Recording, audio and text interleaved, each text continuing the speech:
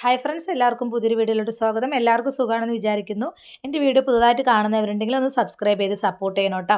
അപ്പോൾ ഇന്ന് വന്നിട്ട് ലാലേട്ടൻ ബിബിയിൽ വന്നിട്ട് ശരിക്ക് കൊടുക്കുന്നുണ്ട്. ലക്ഷ്മിക്കും അതുപോലെ മസ്താനിക്കും ശരിക്ക് കൊടുക്കുന്നുണ്ട്. അപ്പോൾ ലക്ഷ്മി ഈ ഇടയ്ക്കൊരു പ്രസ്താവന നടത്തിയിരുന്നു. അതിലെ നൂറ ഇവളുമാരെ വീട്ടിൽ കയറ്റാൻ കൊള്ളാത്തവളമാരാണ് എന്നൊക്കെ പറഞ്ഞിട്ടുള്ളൊരു പ്രസ്താവന നടത്തിയിരുന്നു. അതുപോലെ തന്നെ മസ്താനിയുടെ കാര്യം എടുത്തു നോക്കുകയാണെങ്കിൽ മസ്താനിയും ലക്ഷ്മി ഭയങ്കര നെഗറ്റീവാണ് അവിടെ ആ ഒരു ബി ഹൗസിൽ. ഇന്നലെ തന്നെയാണെങ്കിൽ മസ്താനി കയറി പിടിച്ചു എന്നുള്ള രീതിയിൽ ഒനിയിൽ മസ്താനി കയറി പിടിച്ചു എന്നുള്ള ചെറിയൊരു മാറ്ററിനെ ഊതിപ്പേരിപ്പിച്ച് പുള്ളിക്കാരി വലിയൊരു മാറ്ററാക്കി മാറ്റി. മസ്താനി ചെറിയൊരു ഇതാക്കിയിട്ട് കൊണ്ടുപോകേണ്ട കാര്യത്തിന് അവളോട് പറഞ്ഞിട്ട് ഭയങ്കര വലുതാക്കി എടുത്തു. അതും ഒരു നെഗറ്റീവായിട്ട് അവൾക്ക് വന്നിട്ടുണ്ട്. അപ്പം എന്തായാലും വീട്ടിൽ കയറ്റാൻ കൊള്ളാത്തവളുമാരാണെന്നത് പറഞ്ഞതിനോട് എനിക്ക് യോജിപ്പില്ല. അവളുമാരുടെ പ്രവൃത്തി എന്തായാലും ശരിയല്ല. അവർ പുറത്ത് ഒരു എന്താണ് പോസിറ്റീവായിട്ടുള്ളൊരു ഇതല്ല, ഫീഡ്ബാക്ക് അല്ല ആദിലയ്ക്കും നൂറയ്ക്കും ഉള്ളത്.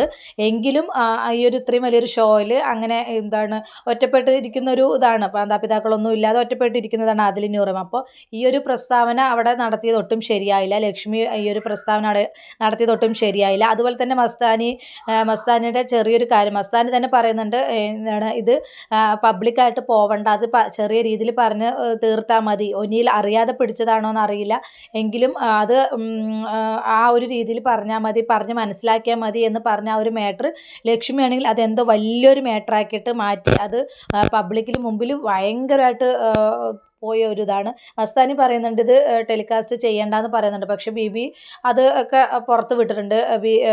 ബിഗ് ബോസ് അതെല്ലാം പുറത്ത് വിട്ടിട്ടുണ്ട്.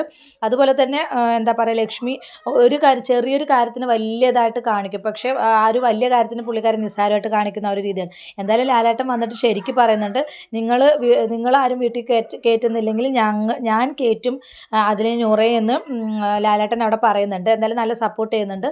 അപ്പോൾ എന്താണ് വലിയ കുഴപ്പമില്ലാതെ അവരെ സപ്പോർട്ട് ചെയ്യുന്നുണ്ട്. അപ്പോൾ ആ ഒരു പ്രസ്താവന ഒട്ടും ഈ വയൽക്കാട് എൻട്രി വന്നതോടുകൂടി ലക്ഷ്മിക്ക് ഭയങ്കര എന്തോ ഒരു വലിയൊരു സംഭവമാണെന്നാണ് പുള്ളിക്കാരുടെ വിചാരം. അതുപോലെ തന്നെ മസ്താനി എടുത്ത് നോക്കുമ്പോഴും അറിയാം മസ്താനിക്കും ഞാൻ വലിയ ആരോ എന്തോ ആണെന്നുള്ളൊരു ഭാവമാണ്. അപ്പം മറ്റുള്ളവരോടൊക്കെ പെരുമാറുന്നത്, അതുപോലെ അനീഷ അവരോടൊക്കെ പുച്ഛഭാവത്തോടു കൂടിയാണ് പുള്ളിക്കാരുടെ പെരുമാറ്റവും കാര്യങ്ങളൊക്കെ. എന്തായാലും ഈ ഒരു പ്രസ്താവന ഒട്ടും ആർക്കും അംഗീകരിക്കാൻ കഴിയാത്തത് തന്നെയാണ്.